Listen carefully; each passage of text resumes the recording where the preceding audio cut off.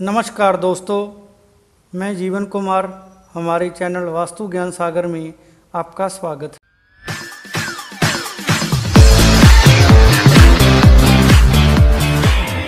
दोस्तों, आज बात करेंगे कि वास्तु के अनुसार सुखी विवाहित जीवन के लिए पति पत्नी के बेडरूम में क्या होना चाहिए और क्या नहीं होना चाहिए। दोस्तों, पति पत्नी के जीवन में बेडरूम की भूमिका बहुत महत्वपूर्ण होती है, क्योंकि वैवाहिक जीवन में रोमांस के लिए बेडरूम को सबसे अच्छा माना जाता है। बेडरूम एक ऐसा स्थान है जहां पति पत्नी अपनी नींद पूरी करके या आराम करके एक नई ऊर्जा प्राप्त करते हैं और अपने जीवन से जुड़े निजी अनुभव शेयर करते हैं। इसलिए दोस्तों, यदि हमें विवाहित जीवन का पूरा आनंद लेना है तो हमें बेडरूम की महत्ता को जरूर समझना चाहिए और इसे हमेशा सही रखना चाहिए।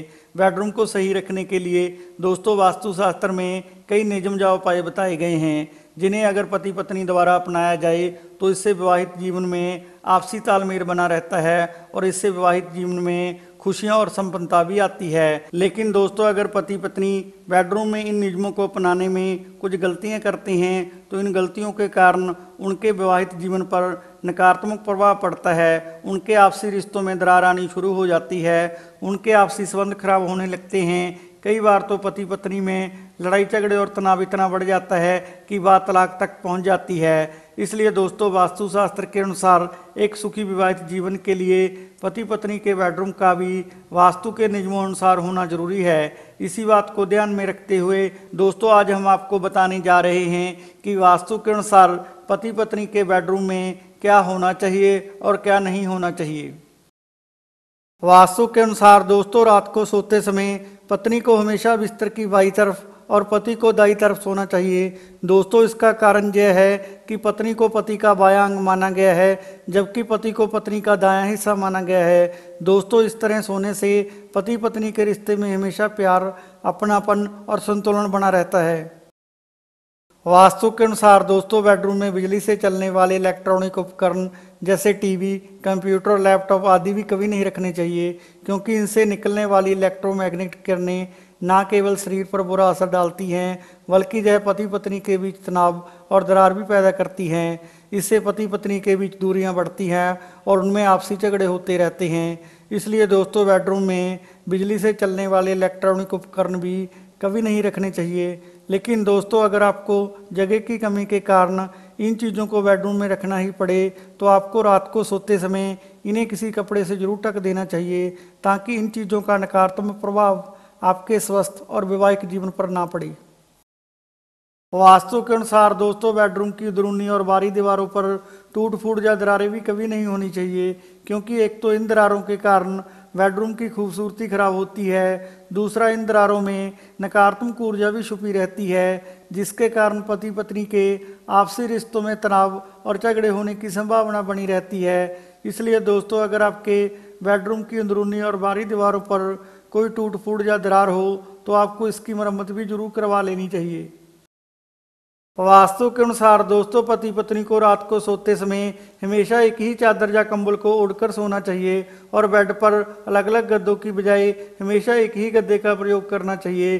दोस्तों, इसका कारण यह है कि इससे पति पत्नी के आपसी रिश्तों में हमेशा प्यार, सद्भाव, संतुलन और एकता बनी रहती है। इसके उल्ट दोस्तों, जो पति पत्नी अपने बेड पर अलग अलग गद्दों या कंबलों का प्रयोग करते हैं, इससे उनके आपसी रिश्ते बुरी तरह से प्रभावित होते हैं। इससे उनके आपसी संबंधों में दरार पड़ने की संभावना बहुत ज़्यादा होती है। इसलिए दोस्तों, अगर आप चाहते हैं कि आपके वैवाहिक जीवन में हमेशा प्यार और संतुलन बना रहे तो आपको अपने बेड पर हमेशा एक ही गद्दे और एक ही कंबल का उपयोग करना चाहिए।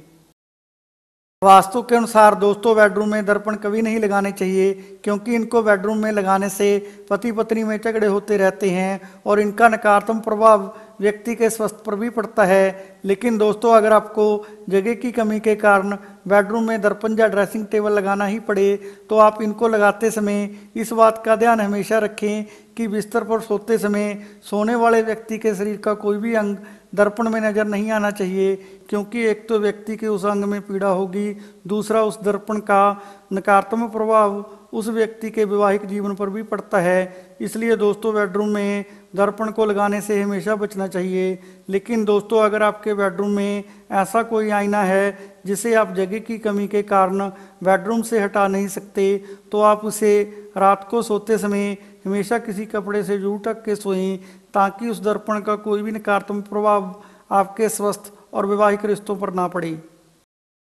वास्तु के अनुसार दोस्तों, पति पत्नी को बेडरूम में किसी युद्ध, लड़ाई झगड़े या कोई ऐसी मूर्ति या तस्वीर भी कभी नहीं लगानी चाहिए जो हिंसा दर्शा रही हो, क्योंकि ऐसी तस्वीरों को बेडरूम में लगाने से नकारात्मक ऊर्जा का संचार होता है, जिससे पति पत्नी के बीच लड़ाई झगड़े होने की संभावना बढ़ जाती है। इसके अलावा दोस्तों, बेडरूम में रोते हुए या उदास चेहरे वाले लोगों की तस्वीरें भी कभी नहीं लगानी चाहिए, क्योंकि ऐसी तस्वीरों के कारण भी पति पत्नी के मस्तिष्क में नकारात्मक विचार आ सकते हैं, जिसके कारण घर में उदासी, तनाव और लड़ाई झगड़े का माहौल बन सकता है।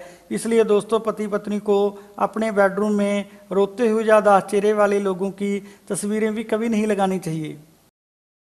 वास्तु के अनुसार दोस्तों, बेडरूम में फिश एक्वेरियम, वाटर फाउंटेन या पानी से संबंधित तस्वीरें जैसे बहती नदी, झरने या बर्फ के पहाड़ आदि की तस्वीरें या चित्र भी कभी नहीं लगाने चाहिए, क्योंकि पानी स्थायी तत्व होता है। इससे भी आपके जीवन की शांति भंग हो सकती है। इसलिए बेडरूम में पानी से संबंधित चीज़ों को रखना अशुभ माना जाता है। दोस्तों, अगर कोई व्यक्ति अपने बेडरूम में पानी से संबंधित किसी भी चीज़ को रखता है, तो इससे उसके वैवाहिक जीवन में स्थिरता आती है और इससे पति पत्नी के आपसी रिश्तों में दूरियां और तनाव भी बढ़ता है। इसलिए दोस्तों, बेडरूम में पानी से संबंधित चीज़ों को रखने से भी हमेशा बचना चाहिए। वास्तु के अनुसार दोस्तों, पति पत्नी को बेडरूम में कभी भी कोई बहस या लड़ाई नहीं करनी चाहिए, क्योंकि बेडरूम किसी भी प्रकार की बहस और लड़ाई करने के लिए नहीं होता। यह सिर्फ आराम करने, सोने और जीवन साथी के साथ मस्ती करने के लिए होता है। इसलिए दोस्तों, बेडरूम में पति पत्नी को प्यार के अलावा अन्य कोई बात नहीं करनी चाहिए। दोस्तों, कहते हैं कि ज्ञान बांटने से ज्ञान और बढ़ता है। इसलिए आप हमारे चैनल को अपने दोस्तों और रिश्तेदारों से शेयर करें और आगे की जानकारी प्राप्त करने के लिए हमारे चैनल को सब्सक्राइब और लाइक करना ना भूलें। धन्यवाद।